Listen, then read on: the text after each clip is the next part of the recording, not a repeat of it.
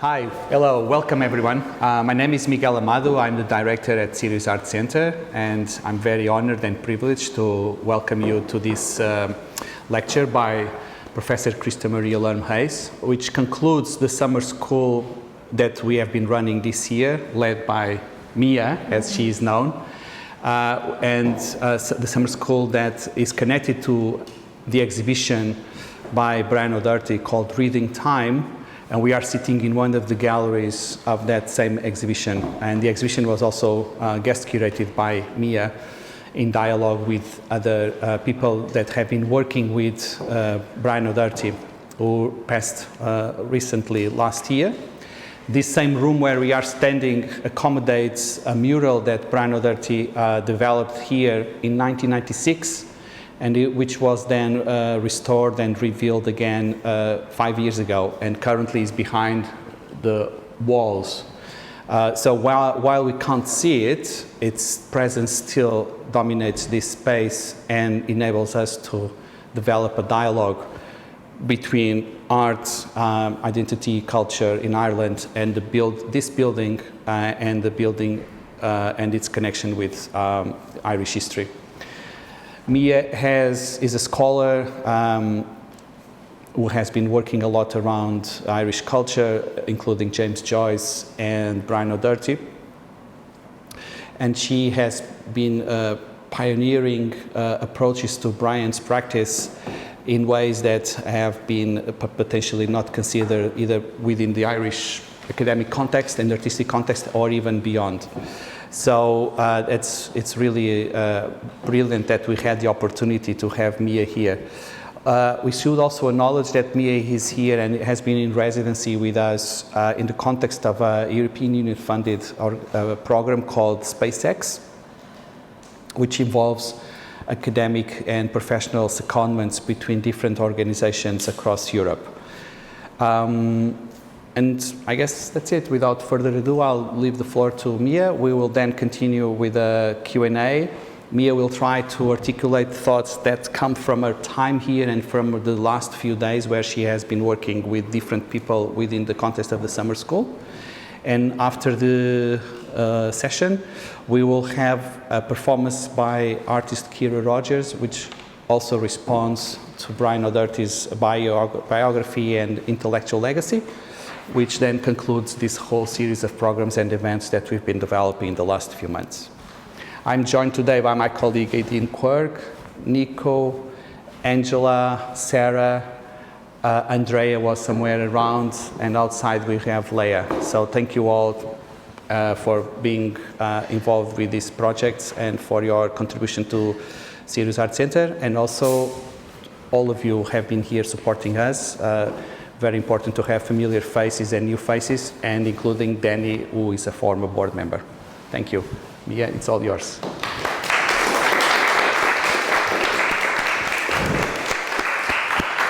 Thank you so much, Miguel. It's also with gratitude that I'd like to begin. And my thanks especially need to go to Brian and Barbara, with whom I started planning this exhibition in New York in July last year, so nearly a year ago.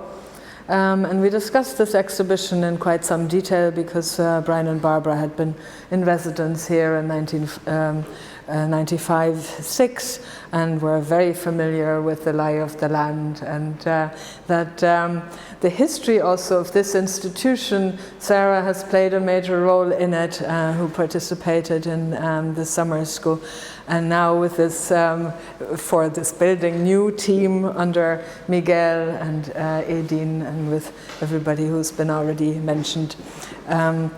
It's a joy to see how connections are made into the past and how this place is also connected into the world outside.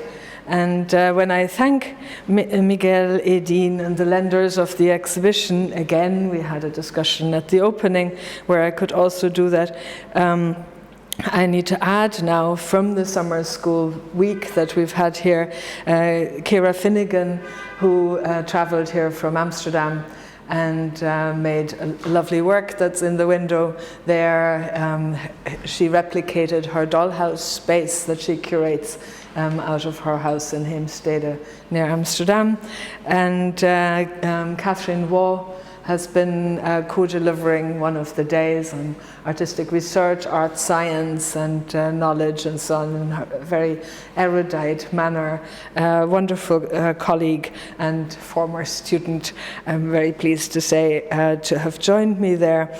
Then yesterday, Fergal Gaynor took over in Cork and guided us to the sites of the Cork Caucus that was held together with the European City of Culture in 2005, and he roped in Trevor Joyce and his house so that we had a base in the city near the Shandon Bells, which was beautiful, sitting in a room with not artworks this time, but books.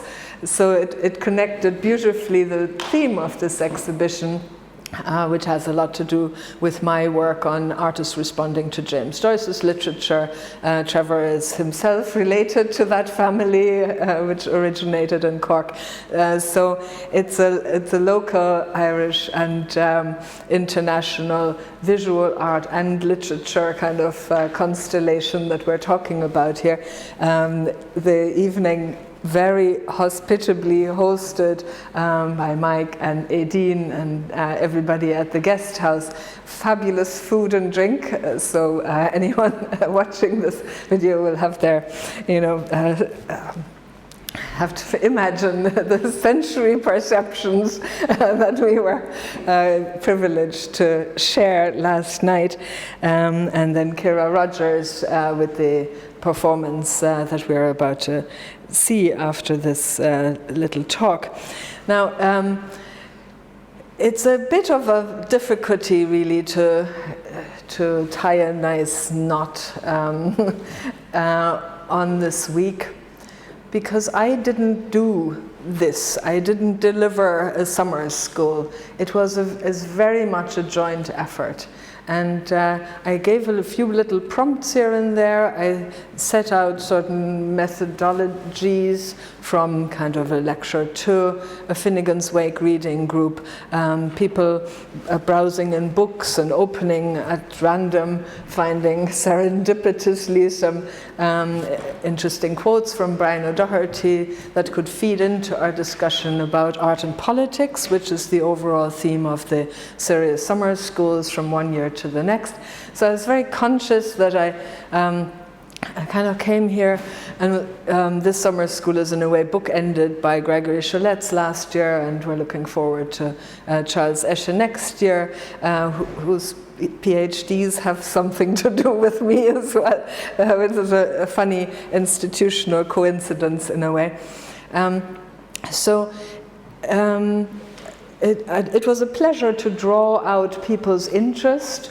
There were also presentations, very informal presentations of people's own artistic research or interests in various formats, from writing to illustrations on an iPad and photographs and so on.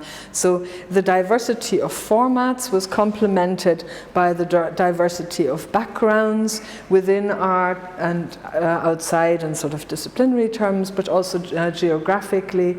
I think it really added to the depth and the, for me, intensity of the experience of this week, that we didn't just have Cove people or Cork locals or something like that, but just like myself being a migrant and kind of a blow-in in Ireland.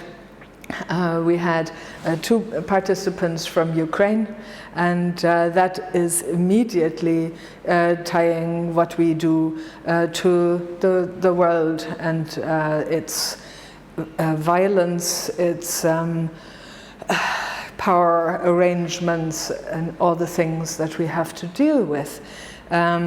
We could sit here in a nice art space, beautifully lit and everything nicely arranged with, you know, fabulous view, ice cream around the corner, everything beautiful. But this is not really what the focus here was. And in fact, Jenny came in on the second day kind of implying that we were here to lionize Brian O'Doherty. And I had to put a stop to that immediately. That's also not what he would have wanted, right? So there is a difficulty, is what I'm saying, to give an executive summary of a summer school as if this was all mine. It was not. In fact, one of the most important things, and that's how I hope to kind of, for the moment, wrap up my thanks, is that this exhibition and our summer school also very much extended out into the non-art world, as I just said, with the war in Ukraine very much in the back of our heads. When I discussed this exhibition with Brian, since he emigrated from here in 1957, I said to him I wanted to tangibly link this exhibition, very well-behaved exhibition, I mean this is an art exhibition, right, with the water, the polluted waters, with the marine ships and Pfizers and everything else that's out there physically, through a rope that is the same material as his rope drawing next door. And we did that before the opening. Helen and Leah and I trespassed a little bit, and today Angela and I were working with Josh from next door, from the boat hire. So thanks to Josh as well, who has been warmly welcomed here and told that the coffee is good, so he might just wander in. And then I would like to thank an anonymous painter, the person who left the rope. There were people locally. These are serendipitous things. Megan, who works here in the gallery, right, is connected, obviously, as most Cove people, to boaty people. So her uncle is one of the ferrymen here. And the uncle asked Megan, so this rope there, should it stay or should it go? And she said stay, and he didn't explain too much more. But the rope that eventually snapped and had to be replaced today was painted on the dock down there when the Day-Glow orange needed to be refreshed. So this anonymous painter locally I would like to thank very much, because this is really one of the most touching things for me here, because the introductory lecture of mine here for the summer school was about connections and relations, relational aesthetics, social practice theory and all of those kinds of things. But to connect something physically with a rope, it means nothing. Yeah, it does not stand for people suddenly having more empathy with each other. Our research project has that lovely word in its title, Spatial Practices in Art and Architecture for Empathic Exchange, very sort of high flying, I would like to even say triumphalist word. That sort of thing doesn't matter in the world. It doesn't really speak of relations between people necessarily. It can symbolically represent something, but then you have to do something yourself in order to actually make this happen. So that sort of jumping off point from the rope to the things that we made happen, I think worked because of the painter not taking it off. Okay, let me reprise some of the things briefly. the things that were mentioned about connections. I spoke about social practice theory from Nicolas Bourriaud to Claire Bishop and Grant Kester and all of those kinds of things, but brought in also art history. Abi Warburg with a historical psychology that could trace this sort of empathy through the ages, gestures that travel from one place to the next, and bringing in Greg Cholette, Dark Matter, and Joseph Beuys, who traveled here to Cork, obviously, all around Ireland in 1974, and helped sort of catalyze the artist's self-organized infrastructure on this island, which is very, very special. And Guesthouse is really one of the main examples for it. The Cork Caucus tried to, and I think successfully as well, bring this sort of thing in. Yesterday with Fergal we discussed whether it actually did that, and how biennials and art spaces as meeting spaces and sort of sites of social things happening, whether all of that had happened in Cove. And when I sort of set out to conduct the summer school on the theme of Brian O'Doherty and social practice, trying to sort of float the idea that he was a social practitioner, even though that word didn't necessarily exist for his generation and so on. I hadn't really myself realized how deep these kinds of connections actually go. When Fergal was talking about Charles Escher co-curating the caucus and bringing in ideas about new institutionalism, what he then called experimental institutionalism, and sort of biennials, Cork Caucus as a sort of biennial. It only occurred to me then that really there are some people like Brian O'Doherty, but also like Charles Escher, and maybe a little bit the summer school as well, that can be a catalyst for stuff happening. Because when Charles Escher and the team tried things out here at the Cork Caucus, how a biennial could facilitate local kind of social practices, I really thought that this has made art history in a way. Through Charles Escher then functioning as one of the selection committee of Documenta 15, commissioning Ruan Grupa, who in turn made a very big Cork Caucus out of the Documenta 15 and brought together these kinds of social practice initiatives from all over the world. So Cork has appeared over this week to me more central in these debates, in these kinds of histories of curatorial practice in the social practice field than I had realized before. But that could also sound as though I was saying the art world is very small and incestuous and everybody has something to do with each other. But it's actually precisely the opposite. If somebody like this, or anonymous painter, takes seriously that somebody who works in a gallery and might have talked to an artist or a curator wants this stuff to stay, or artists or people who don't call themselves artists, I don't mind at all, analyze in a kind of what I call art research way, being attentive to things. If they analyze what is needed in a society, in a specific community, and what is possible, affordances and so on, then that can be brought together and have a life that is larger than what might be exhibited in art spaces. Okay, the kinds of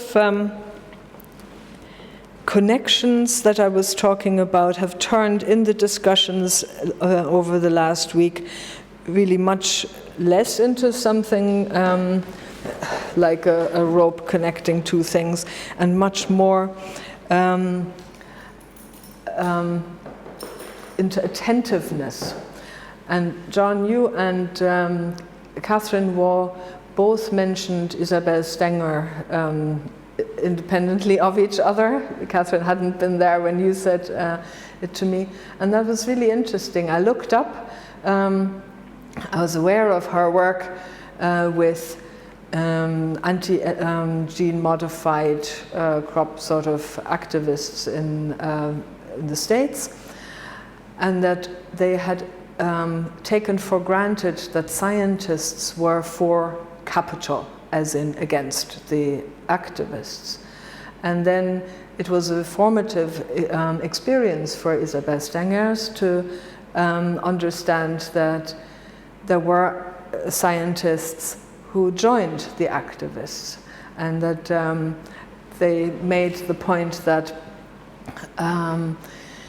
their activism was based on very sound scientific insights. In actual fact, that they insisted that they would not be sort of paid off by firms and say what the funders of the research wanted them to say and things like that. I'm grossly simplifying, but the question that resonated in the room over the last week was how art spaces are sometimes used to sort of art wash something that is less than ideal in society, and bringing that attentiveness to the table, I think, was a very important gesture. And it just so happened that I used DuckDuckGo, not Google, in order to find out more about what Stenger said about attentiveness. And one of the first sort of articles that should not have been profiled to my interests or whatever that came up were by a political scientist called Marieke de Goede, who happens to be my dean at the University of Amsterdam. And her research is about the financing of terrorism, and how after 9/11 the war against terror resulted in the discrimination of Muslim populations and so on, when one tried to follow the money under a security agenda, of course. So the security agenda was abused to discriminate against certain people, and she calls that a value failure. If the EU, for example, lets this happen or does it actively. So how, then I'm here with an EU project, right? How can the EU finance whatever and have its own agendas and so on? So where do I stand in all of this is the question, right? And where does the academy stand? So does, apart from financing certain research and other research not, usually art historical research is not subject to the best funding ever. You have to look over there to find others who are more generously funded. But, for example, wouldn't it be the worst thing for a university to discriminate against certain people on the back of a social safety agenda? Or wouldn't it be the most awful thing for a gallery to exclude on the back of a very well-intentioned sort of a social practice focus or something like that? So it depends on not just doing the well-intentioned things and inviting people and hoping that a diverse population arrives, but also looking at how an EU project, for example, operates on the basis of mobility that has to last very long, where people who are carers cannot even get a look in, and certain people are more able to take all of these things up rather than others. And I'm making this so political because it is, and on the second day of our summer school, one Simon Coveney looked into the gallery and sort of disturbed or reading, but actually didn't, because it was really relevant to have the Minister of Enterprise, Trade and Employment here in the gallery looking out on things that he probably thinks are more relevant to his day job. Yeah? And it was unexpected, but really actually rather wonderful to be able to tell him that we were talking about an artist like Brian O'Doherty, who was program director at the National Endowment of Arts in the States, a real institutional state actor, state crafting through the affordances, the toolkit of art. And not just as a bureaucrat, basically, a program director, but also as somebody who pays attention to sensory perception, because he was trained as a doctor and did that kind of research at Harvard when he had left the ship that started from here in 1957. So how do these two sides, the overtly political and that sort of sensory perception side, how do they come together? And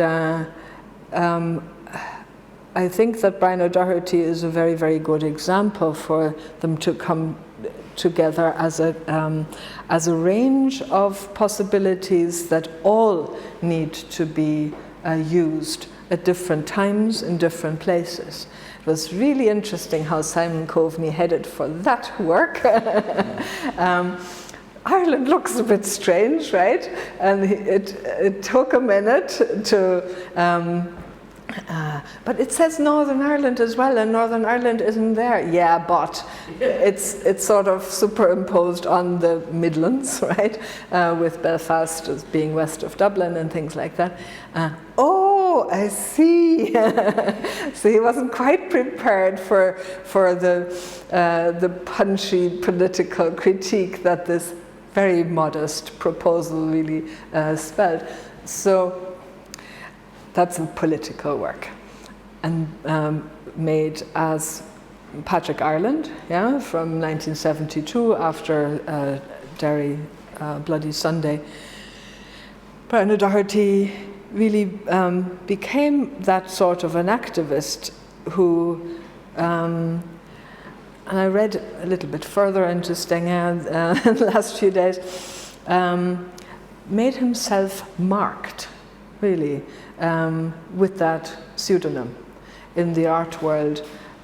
He presented nicely executed drawings and wrote art criticism that doesn't do anything political, and yet he chose to become this marked person working as Patrick Ireland. And some people choose to be marked, like him, and others don't, like women and people who look different and so on, in this world of ours in the northwest of Europe, or in the global north in general, and stand their ground, make a fuss, as Stenger says, even when they don't very overtly say anything political. So it's this back and forth between what Brian O'Doherty researched as a researcher into sensory perception, making an ECG of Duchamp's heartbeat, and making drawings, things that we have to read, that we have to invest time in, locating northern towns in the Midlands of the map, and sometimes also things that overload us in a way, terms of sensory perception. This wall painting, I think, would be one of them. So he really operated in this range that exceeds a multiplicity of disciplines. It's a range from very small things that the body does, heartbeat and so on, to a much more, a much louder kind of a sensory stimulus is the word. So empathic exchange and standing one's ground. Just a week or a few days before I came here, the night, in fact, of my flight from Amsterdam, I was in discussion with Susanne Altmann, who is an art historian specializing in the work of female artists from Eastern Europe, especially East Germany. And she said some very interesting things about the Erfurt women group. She said that they chose each other more or less on the basis of wanting to stand their ground, i.e. not applying to leave the country and, like most other thinking people did. So she said intentionally wished to expose themselves to the oppressive regime that they faced, and also that there was a sense that danger became an aesthetic category. And I think for Brian O'Doherty, to explore institutional boundaries, to do this and that in the States and here and so on, is a kind of what I called social construction in the introduction of my edited book on him, that certain people across various different borders, cultures, disciplines will understand that that element of wishing to stand one's ground.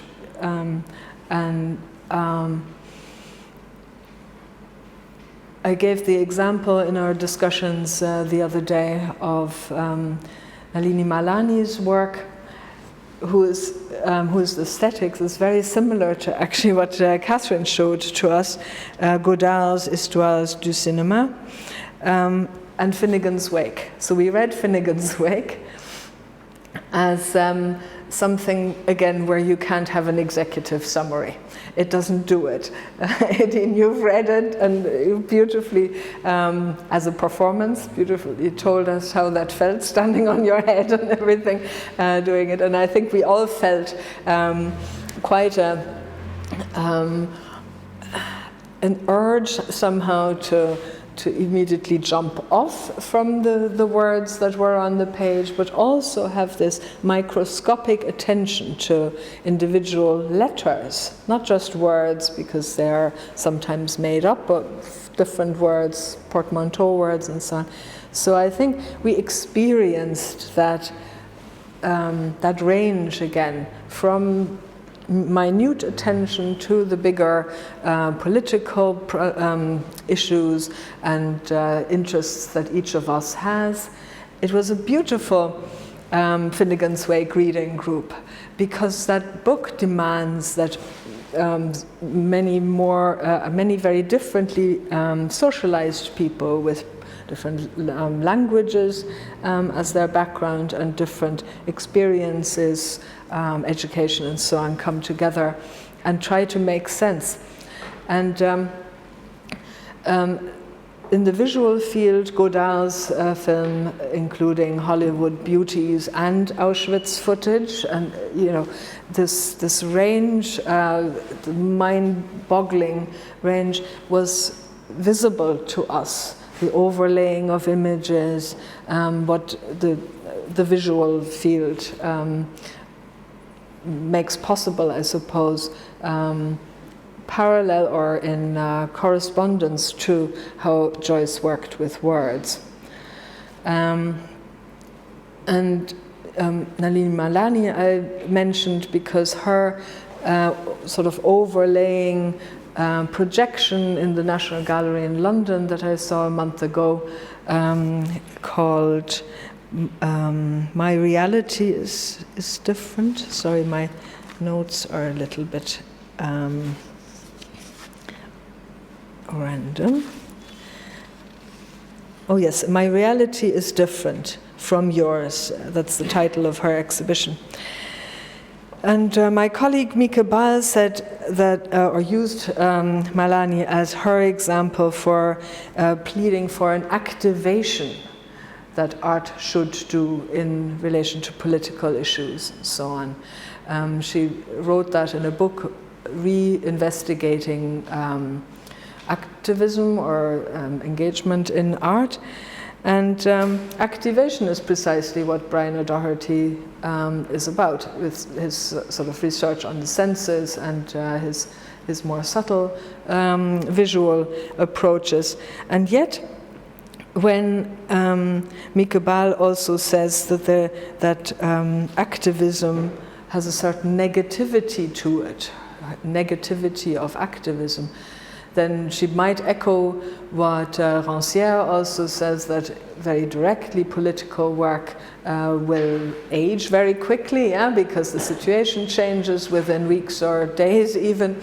But she also, she didn't explain it that way, and I think she also makes us aware, me anyway, that there are people who are not marked and who can perceive activism as a sort of an optional extra on account of their experiences.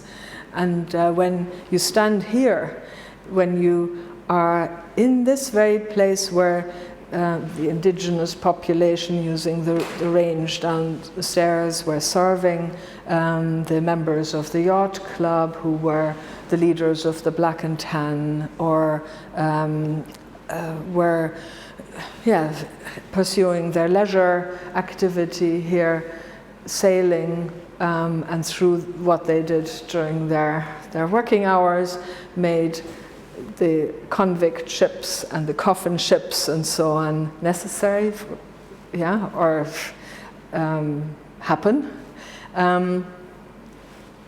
It becomes a different story.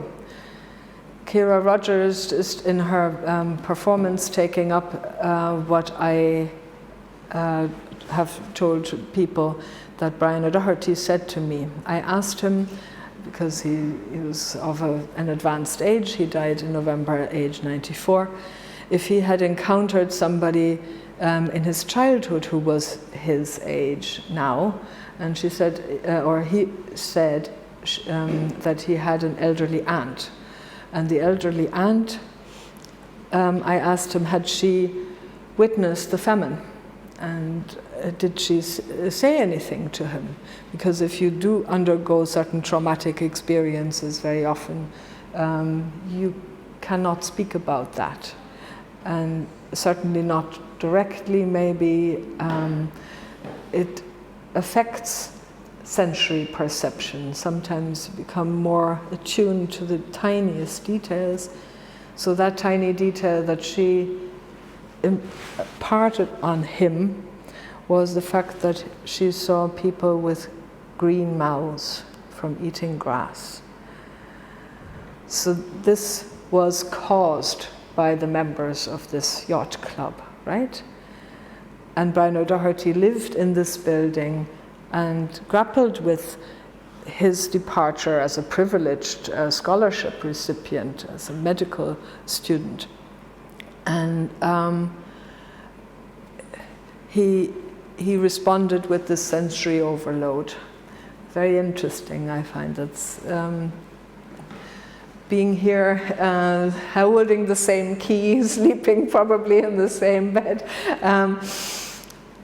It does something to you. Maybe it heightens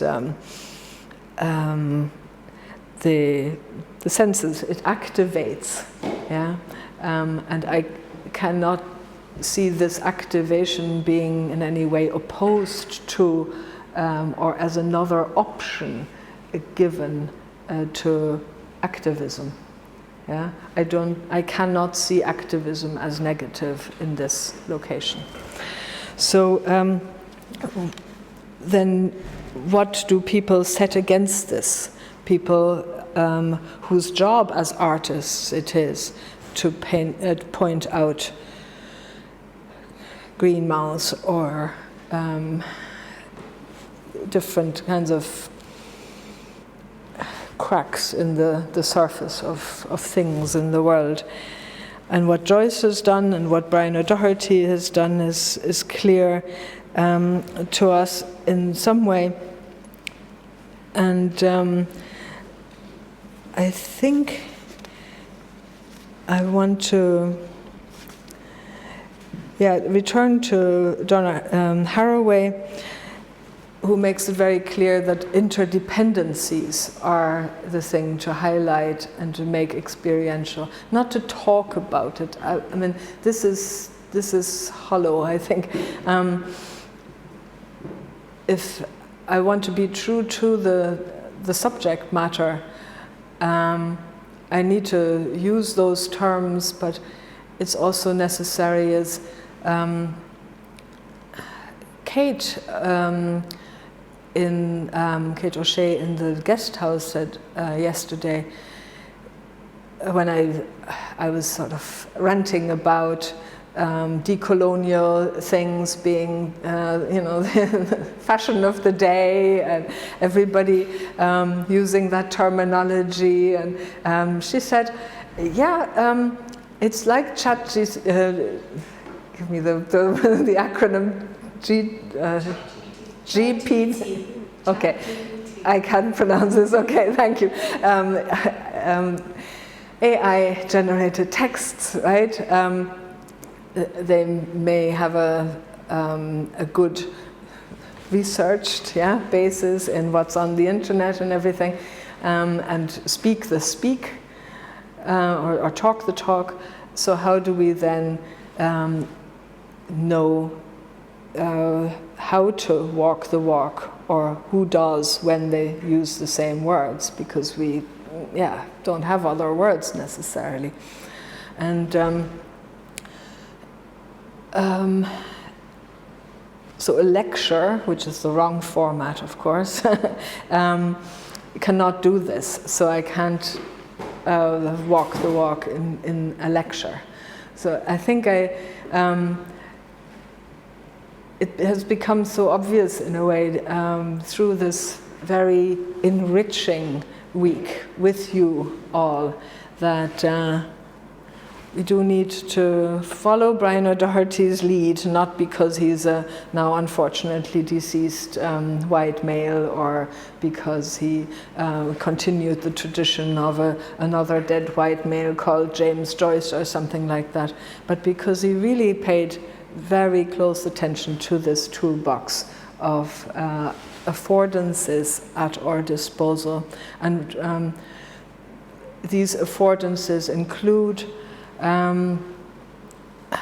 speculative fiction, science fiction, and that's where Donna Haraway comes in. SF means something different in Ireland, I know, but it also includes string figures, right? The things that you make when you're a child, that you make that kaleidoscopic figure, and then you wait for the other person to do that, and you have to let go. You have to do this reciprocally. So I think Brian O'Doherty's rope drawings are incredible string figures in Donna Haraway's sense. They make kin, and I think the SIRIUS has made kin. We all have made kin with each other, especially having a real symposium, a real feast last night that really belonged to it. So the fiction aspect of what is needed as a continuation of this sort of discourse, using these words, that's necessary. So when I sometimes become a curator, like here, it's been an incredible privilege. And I learned so much from doing this, from the works being in connection with each other here. It really, this sort of sensory perception enhances any knowledge. And I think, never read really in the One Here and Now publication, for example, that the great interest that Brian O'Doherty had in Bishop Berkeley's work, because he was talking about sensory perception in ways that had not been revealed, about the senses superseding or exceeding words and thought.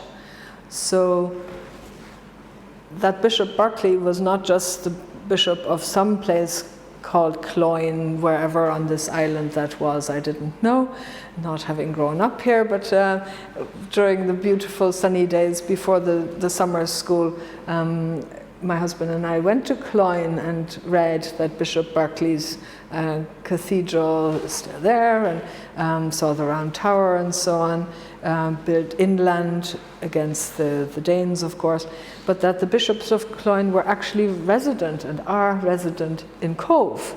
So that Brian O'Doherty didn't just overlook the place that, saw all of those immigrants brain draining this island, but also as a center of learning, and precisely that. So long talk, short a message in a way, that the fact that Brian O'Doherty wrote novels, that he made art and did not just write art criticism, or very much did not want to write art history. That's the purpose of that block of wood there, that he didn't need to write art history, is a thing that is of immense value.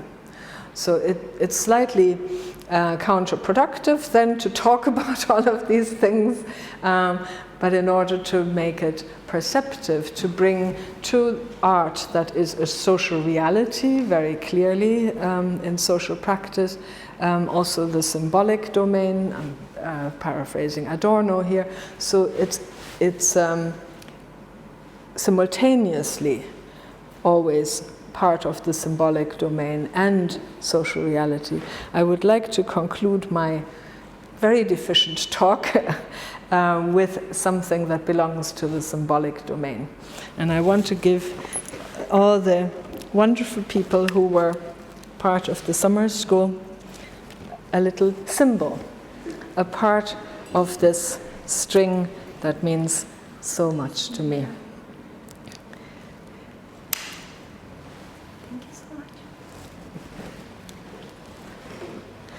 Want one too, Nico? You weren't there. Then we'll just really keep it to the summer school participants. That's it.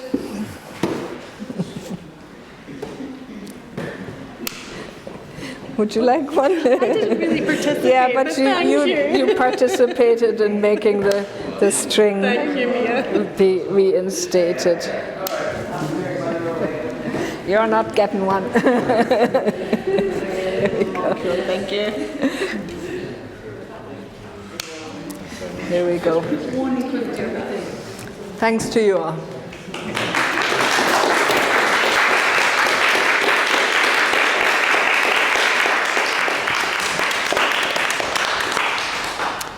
So we'll continue with a Q&A. I will start and I will do the role of moderator, but then everyone is welcome. Is that okay? Thank you so much, Mia. It was actually quite fascinating to hear you, not only because of the personal, I guess mostly because of the personal, your connections with this place and your connections with Brian O'Doherty and his family and their connections with this place and their connections with this place and with history in Ireland and beyond. But also intellectually it was quite stimulating for all the references that you brought together, which are, some of us are more familiar with, some are less, but in the ways that you articulated them, they made sense. I'd like to ask you a couple of questions. The first one is, so you clearly, and since we start talking about this idea here, was really interesting that you said that you pointed to the fact that Gregory Chalette, who was with us last year, is a colleague of yours and a friend, but he was also under your supervision when he managed to secure a PhD late in his career. And there is a personal comment that you made, which is also written in the narratives around the summer school, about Gregory meeting Brian O'Doherty just some years ago in New York in a book launch of your own book. And so again, it's kind of like this coincidence, people come together for different reasons, but Gregory seemed to have been surprised. So Gregory Chalette being someone who has been writing a lot about what we call social practice, or art that somehow has a commitment to interfere or with the social sphere, with society.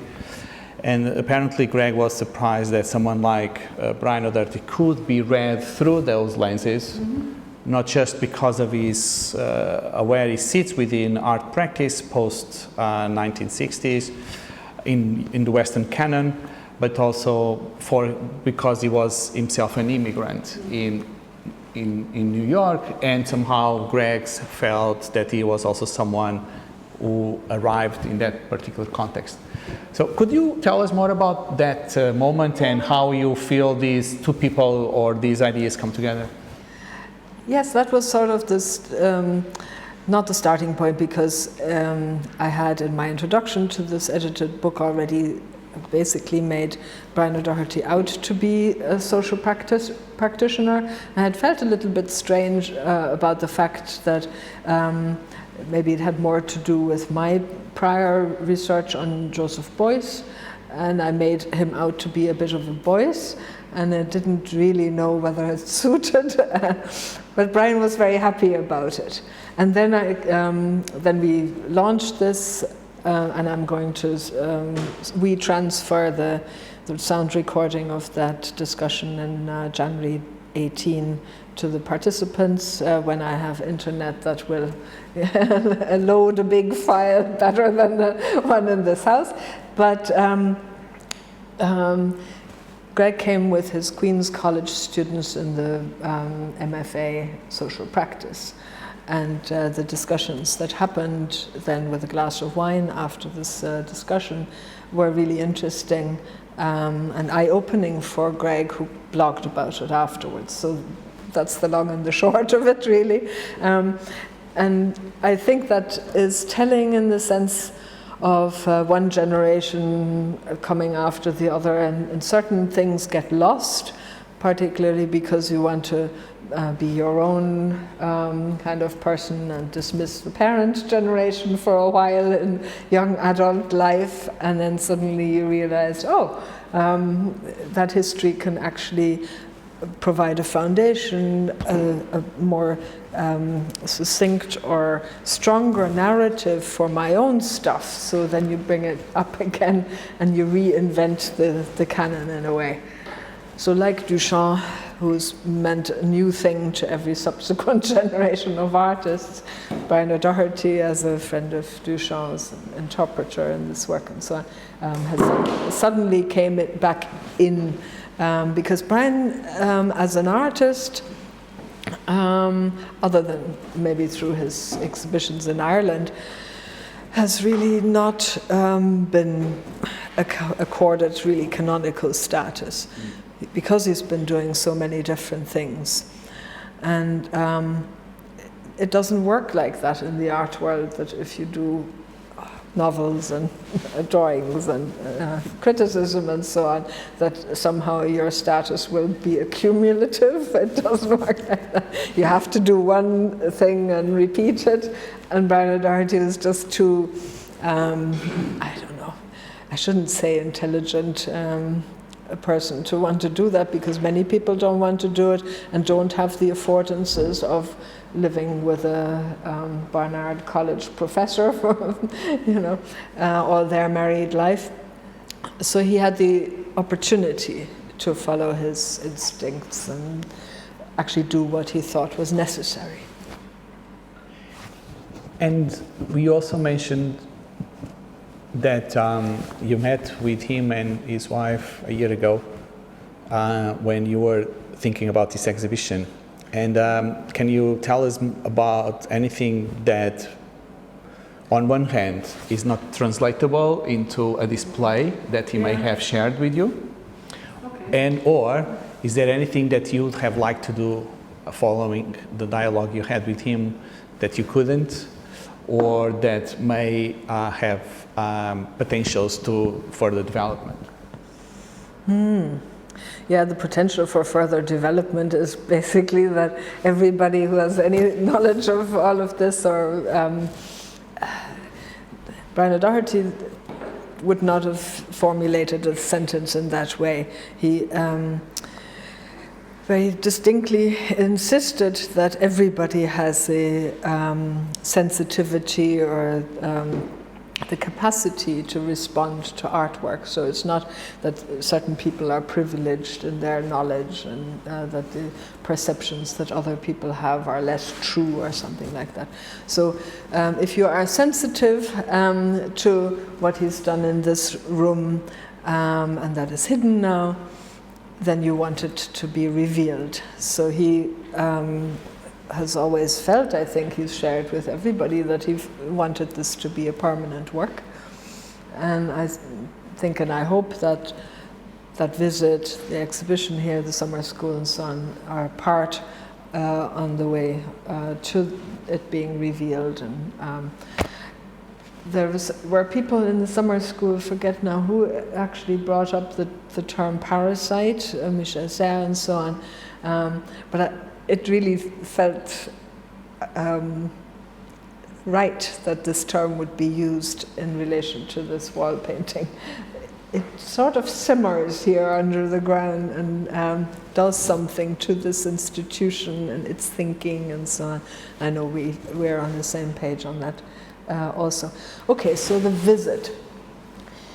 Brian was, as I said, 94 and was not in the best health. He was feeling very acutely that he was forgetting things.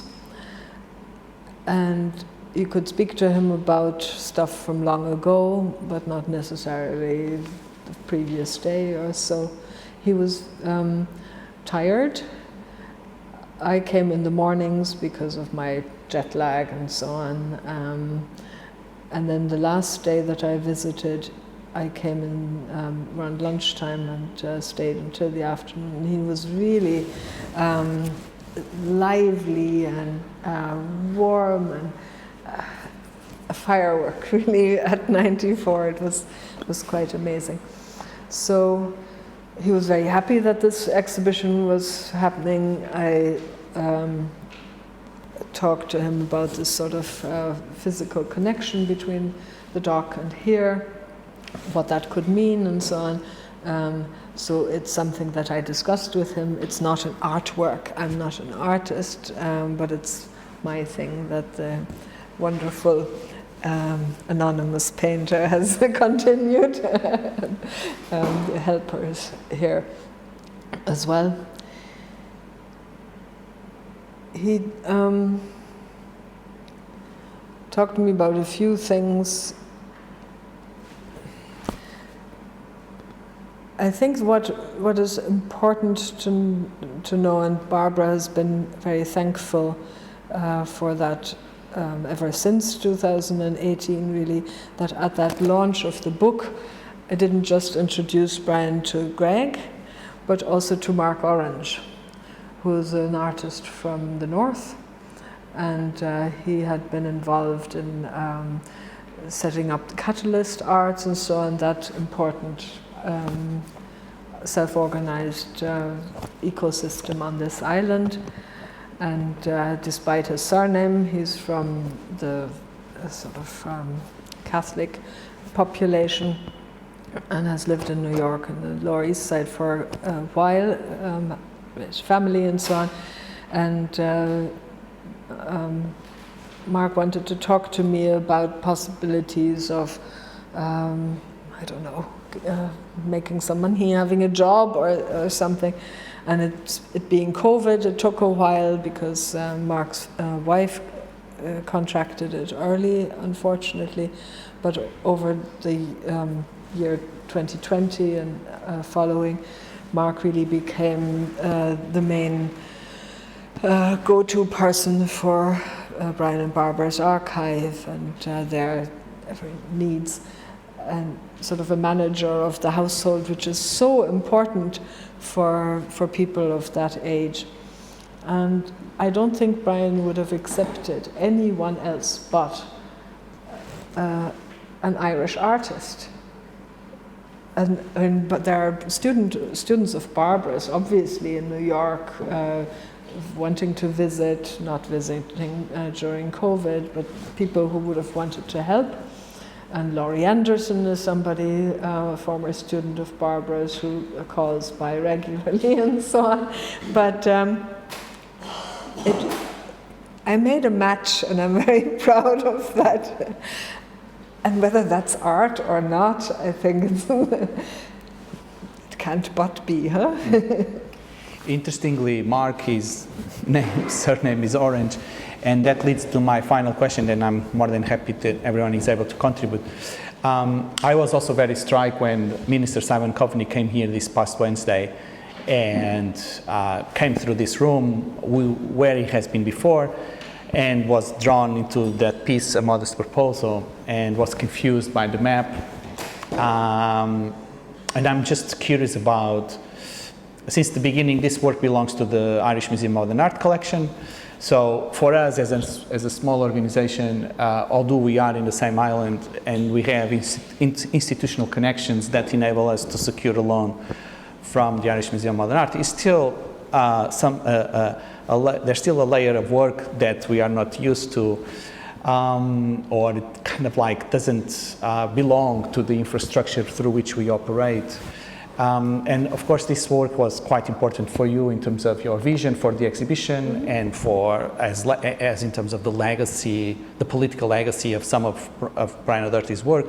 But I'm curious to ask you, like the way you connect Brian O'Doherty and Joyce, and your previous research you alluded to boys. And here, the fact that this work also refers to other pieces of literature and moments around the famine and historical complexities of Ireland. Proposal by Swift. Yeah. Can you tell us more? Like, also maybe you could share a bit more about your own encounter with this kind of work and what resonance it may still have to you personally, but also beyond today. Okay, it's from 1980, so after the Bloody Sundays, so made by Patrick Ireland, but before the hunger strikes. And it really is a kind of maybe an immigrant's gesture of desperation, having to try to find through art or whatever some way of articulating what was happening there. Kira, who's from the north, shared with us that it made her and her kind of MFA colleagues very uncomfortable that he had done that they were trying to get away from all of this, being in the middle of it, of course, living it, understandably, and that this was an annoyance, that Brian O'Doherty would call himself this and just insisted on that. This sort of what I was trying to say as well, to stand one's ground or make oneself be marked in some way as an annoyance. Art can do a number of really interesting things sometimes by being annoying, by standing in the way. Mark Orange in his work has done work on the Tilted Arc, Sarah in whatever, Union Square or something in New York, by occupying that same space and interrogating it after the work was destroyed. So when art stands in the way of smooth operations of capital and whatever, now there is a debate about right of way just down the road here on the quay and so on. I think it's interesting that this is an institution that stands here and sort of looks out onto that wrangling in the real world. So being annoying can be very fruitful, and that's also how Brian responded to James Joyce. He said, this annoying writer, the level of erudition and just the pure skill of how he handles words, just, you know. It's an annoyance that there is somebody who has this sort of level of accomplishment, because it means that you have to raise your standards of excellence into whatever heavens, and whatever you do will never be enough. But that's okay, right? This work. Yeah, it does sort of what politicians subsequently sort of said as fairly hollow words or whatever, the communication between the communities and so on, all of this is important. And the tone of that is, of course, completely satirical.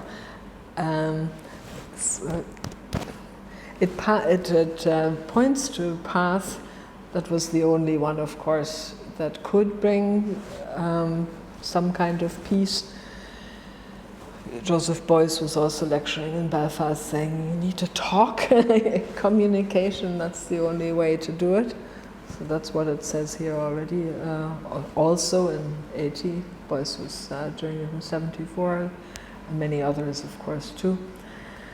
Map works are a tricky thing, because the map as ordnance survey is a colonial tool, so he knew that that was the tool that he was using with this, and another map work, which was the study for the rope drawing next door, a collage that Trinity College owns. And Trinity was, of course, a colonial tool as a Protestant university on the island of Ireland within the Pale. So Brian was not allowed to study at Trinity. He had to take his medical studies in UCD. So there was all of this sort of tension. And I think he resolves that tension by not resolving it, by making it into a satire. There could be so many more things to be said about it. But yes. Just staying on that topic, perhaps you could speak a little bit about the name change coat store, because there is some satire and humour in this. I don't feel there is so much in the coat store. Perhaps you could speak a little bit about that event. Well, the event took place at Project Art Centre in, I think, May 72, so just a few months after Bloody Sunday, and it was a performance. So this is a relic of a performance and as a work belonging to Ima's collection. It can stand for the performance at large. I don't know how much the work itself means.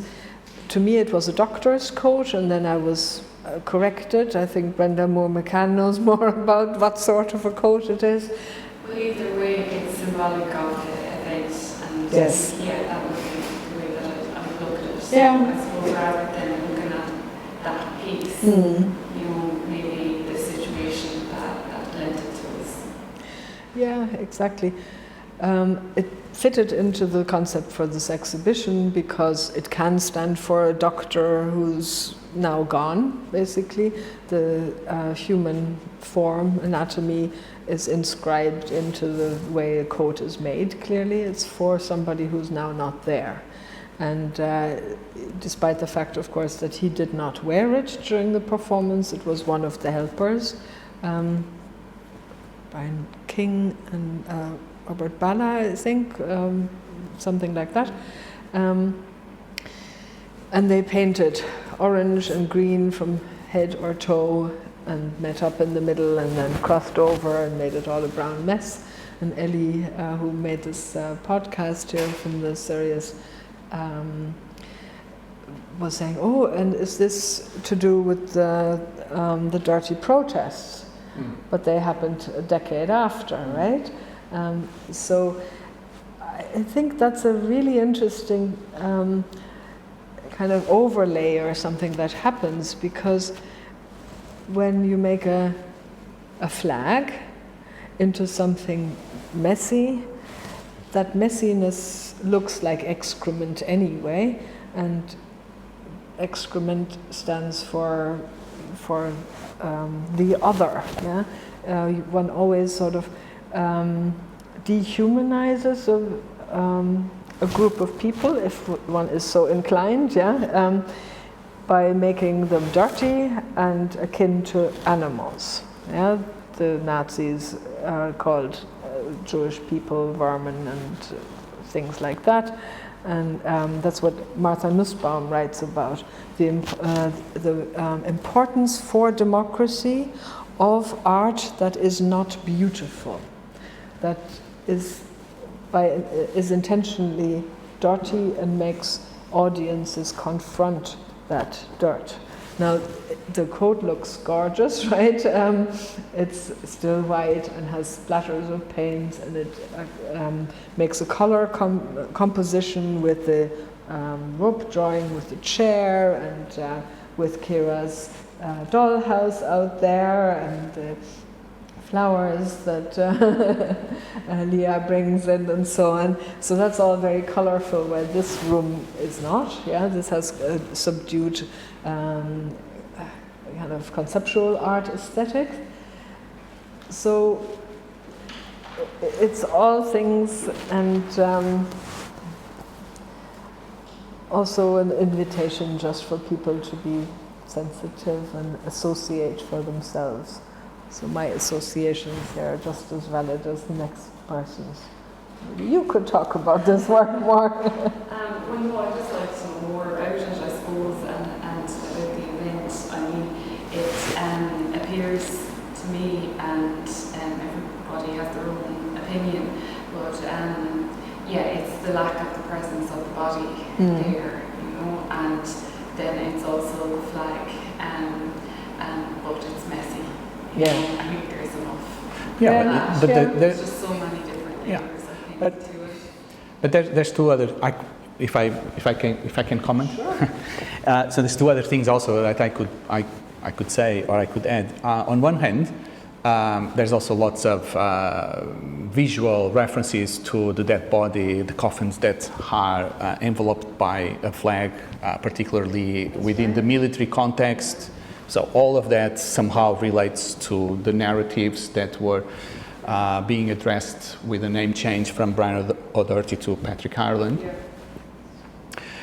On the other hand, here, it's also interesting because the lack of the body that you, Aideen, referred to is, of course, sort of like this ghostly presence of the artists that we are bringing together here.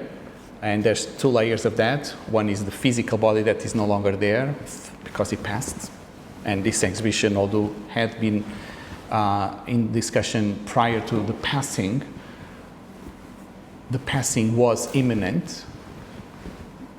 So that memory and that moment is there.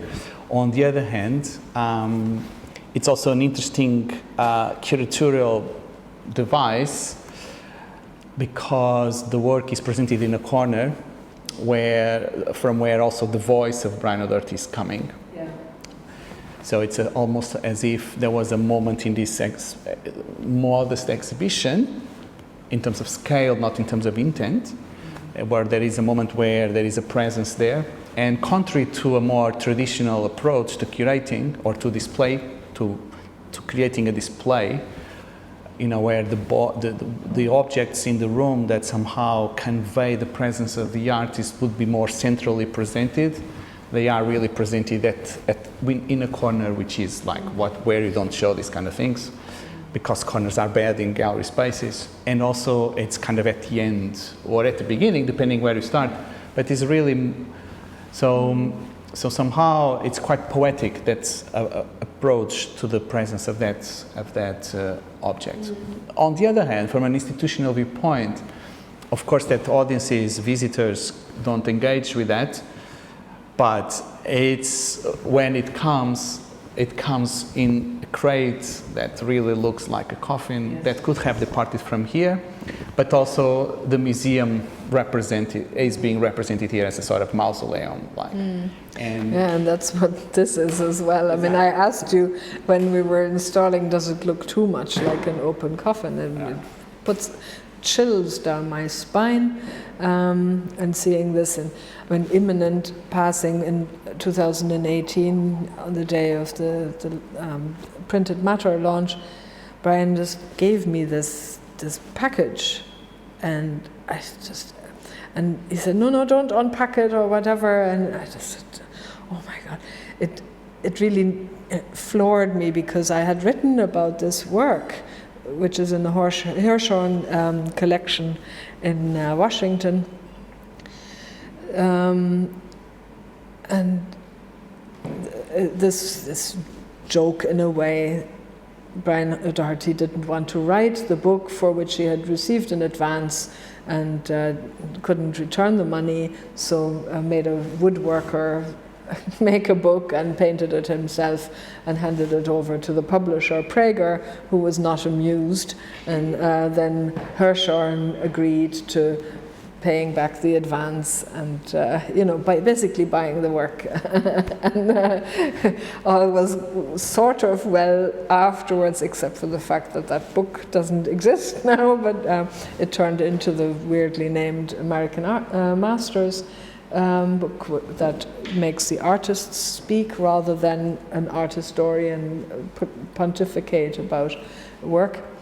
And the 1945 number there, of course, stands for death and war and all things horrible, and artistic responses from Malevich to Ad Reinhardt are evident and sort of rolled into one, the cover. And knowing that Malevich had his black square mounted on instruction, mounted on the hearse that carried his coffin, and had it displayed on his on the mound of earth on his grave. And then Brian giving me this thing, handing it over, saying, "What? Yeah, this." So he is here, right? It's very, very moving. So, just for context, so Mia is talking about that artwork there, Art Since 1945, which is a replica, a simulation of a book that was not, that he couldn't write. And it's a sculpture which is then Mia decided to present on its own within a large vitrine, which again, in principle, it's not the type of display device that is used for a single object and then creates this evocative but it reference. Was what was there, these two large things. Would I go and let Nico make another one? No.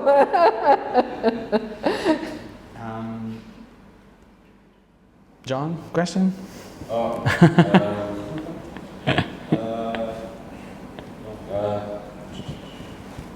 I guess, well, I wonder, could you speak a bit more about like the book, his book on like the Inside the White Cube?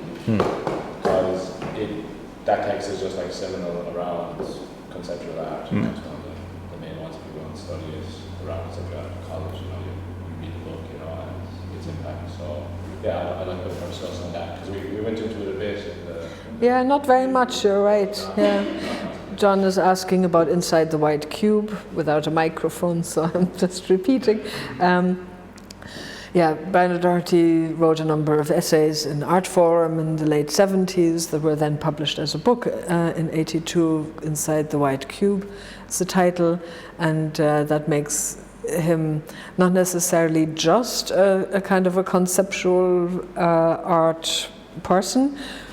It's certainly art criticism, art theory, presenting many artworks that can be called conceptual, such as William Anastasi's Dwan Gallery wall, where a photograph of a gallery wall at 90% of its size was mounted on that same wall, and many people came up in the lift thinking, oh, nothing exhibited here, and went down again. So, Bill, yeah? He too, okay. Yeah, I know him quite well, and Dov. So I know they are also friends on the Upper West Side and so on. William Anastasi, another Joyce reader, yeah, Finnegan's Wake researcher. Joyce, Duchamp, and Jarry is sort of the triangulation that he worked on. So there are many different things. So I think that Brian's reading of Finnegan's Wake, for example, it made him aware of artists who critique the infrastructure of the things that make exhibitions possible. And I've said a number of times already, I'm not going to go into much detail, that as an Irish person, for him, a white wall means something very different than to a New York person. So he, that analysis that the white cube is not neutral, I think really does also show very beautifully what an enriched perspective an immigrant can bring to a place, that he really saw more than, say, somebody from my background in Germany or in New York could. And then he assembled his argument. Of course, Inside the White Cube is about so much more than just the agendas and the money, real estate entering any art space than just this sort of economic argument. It makes him an institutional critic, as somebody who was also an institutional worker. And I think I was trying to sort of draw out that being both, this both and the whole range of tools that I kind of talked about there today, that is so important, that it's not just the one or the other. And conceptual artists very often prioritize just the idea, or a philosophical point about art and language. Very often somebody like Brian, who's also a very accomplished writer, could have just gone along with that, but maybe his medical background, his insistence on the body and perception made him also have distance from that conceptual art generation. These works are subdued, but they all have some kind of color, even that now is a red, which is not really that prominent in conceptual art. It may have looked much more like a real conceptual work if it hadn't been red. So it makes him a little bit different, and in sort of standard art historical narratives, lesser, less pure or something of a conceptual artist. Don't you think that actually, like the development of what became known as the rope drawings is actually clearly sort of like a natural, I hate the word natural, but a typical progression of someone who would be interested not only in language but also in body and perception, because it's really creating a need for us as viewers to engage with the work in a whole different way. Yeah, indeed. I mean, if you critique the white cube as that unquestioned dispositif or apparatus, then you have to do something different as a visual artist. You have to make colorful walls, which this place shows very well. And then you draw in your audiences differently. thematize the movement of the body through a space like next door. And then he added Finnegan's Wake as writing, black on white, to the table, and then that most chaotic of pieces of literature suddenly frame reality and everything falls into place. It's very funny as well, of course. It just does the opposite to what normally people would say about Finnegan's Wake. It complicates the world so much that it's sort of completely not understandable. And here it claims that it does make the world much more, I think, maybe truthfully represented. Yeah. Questions? I've just a very short one, actually. Probably follows on a tiny bit from that. No, it's okay. You mentioned a few times experimental institutionalism, and could you just give us, I have my own speculation about probably what it is after the week, but I'd just like to hear actually what it is. Well, it's the terminology that Charles Escher uses, and it comes out of new institutionalism, which exists in many different disciplines. And in art, it means that not like in the 70s or something, where many artists were staying outside of this coffin of culture or whatever, where you stuff all the irrelevant things into that don't live anymore. Making art in the streets and this and that the gallery space is rediscovered as of course not a neutral space, but as a space that is part of the world, and there is no space that is neutral or better than the next space in order to do social practice, for example.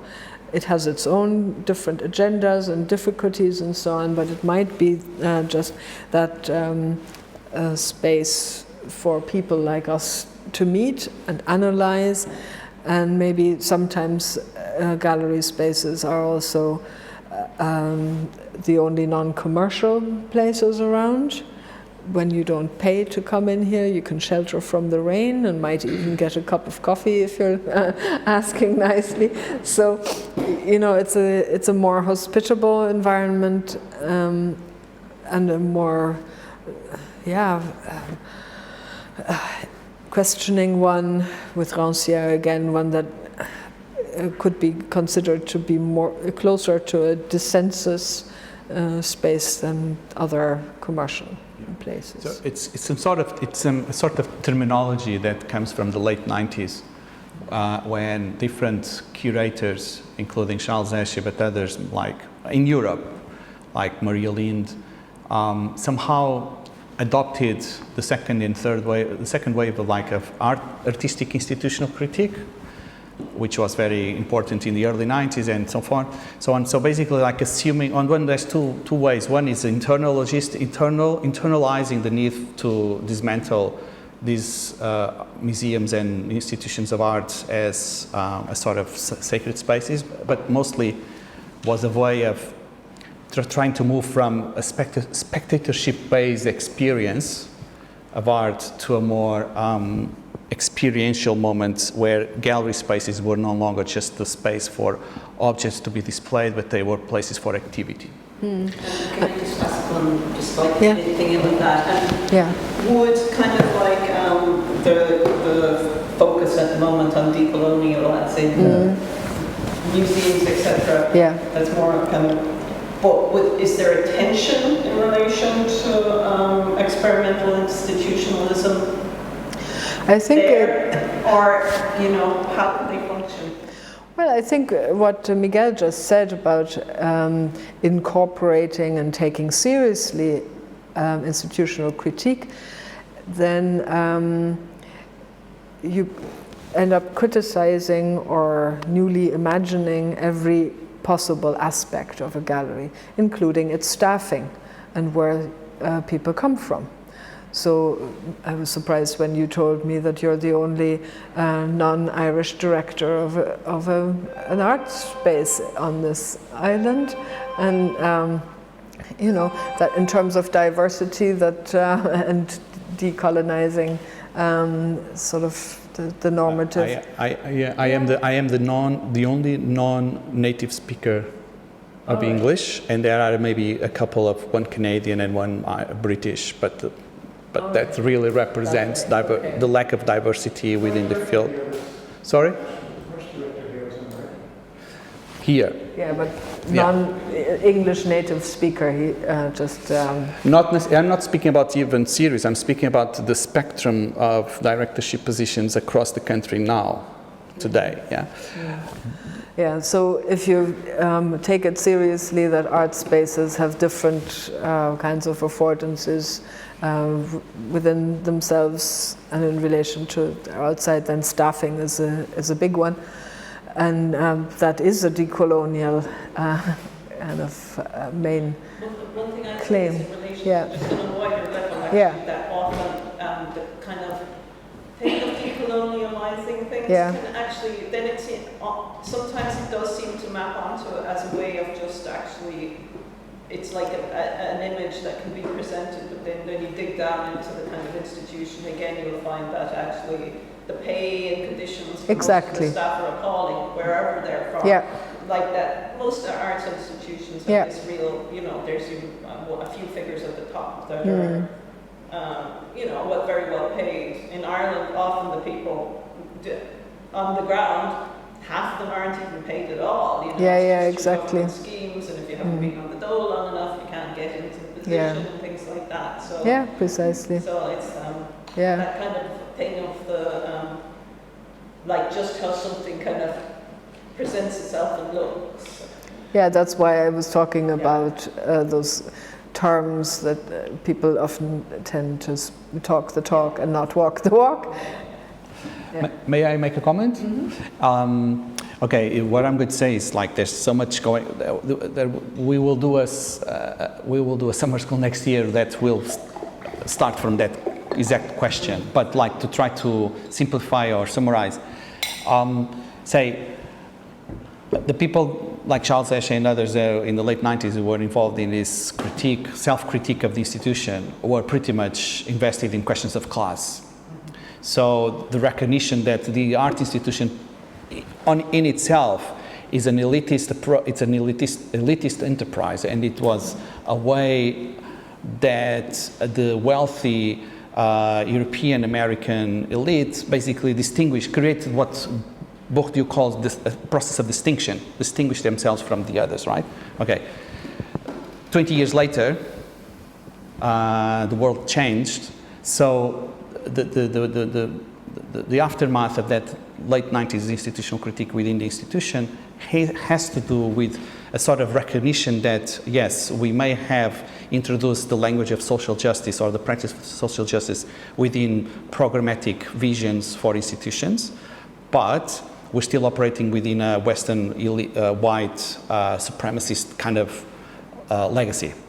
So museums like the Barnaba Museum, where Charles Esche still works, and where Annie Fletcher comes, Annie Fletcher being director of the Irish Museum of Modern Art, they are now trying to open up, to dismantle this white supremacy legacy by opening up in the institution to what Okwui Van Wieser would have called art from elsewhere. But it's not just about programming, it's also workforce. Yeah. And it's also other kinds of commitment to those others of the white supremacy. Yeah. So that's kind of this. However, in Ireland, since I moved to Ireland, the fact that Ireland has been colonized within Europe by Britain, the question around the post-colonial or the decolonial, which is the decolonial as a concept is actually based on Latin American context, not from a European or Western European American kind of intellectual tradition. So this debate is quite more interesting here because it creates different layers. But this is kind of like where the situation is. And, but we here in Ireland are still very much behind in terms of at least the diversifying workforce. And of course that has impact on the diversification of audiences, because for instance for me the policies of representation are clear here. You can't really diversify audiences until the work you present, the art you engage with as an institution comes also from a diverse background. And the reason why these questions are relevant, Catherine, in this exhibition is that among this sort of broad toolbox that I insisted on, Brian O'Doherty's National Endowment for the Arts directorship really meant that he had the opportunity to broaden out who could get funding for what kind of practice. And that was very much already, decades ago, looking at marginalized communities, performance art, conceptual art and so on by people of color and women and so on. So really to walk the walk in that sense is important, and that marks him out, I think, also as an artistic researcher, because artists are particularly well capable of probing and finding who just talks the talk and doesn't walk the walk. Artistic research, Lucy Cotter has written about Aspen as a foundational moment of art research in that sense, and I would totally agree with her that this sort of editorial, curatorial project constitutes that. And what it does is really, in the end, to still also ask, are we walking the walk?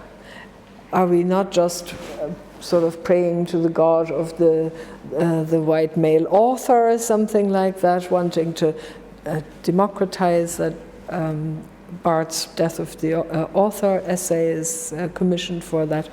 And when we're considering these kinds of things now in current decolonial writing, for us to say, let Europe do what it always said it was founded or there to do, that's Achille Mbembe's kind of insistence that we don't need to necessarily just show artwork of people who have more melanin in the skin than, say, I do, but that there is a certain willingness to open oneself up to be that annoying, marked person who always insists on institutions actually walking the walk. Okay, Mia, thank you so much.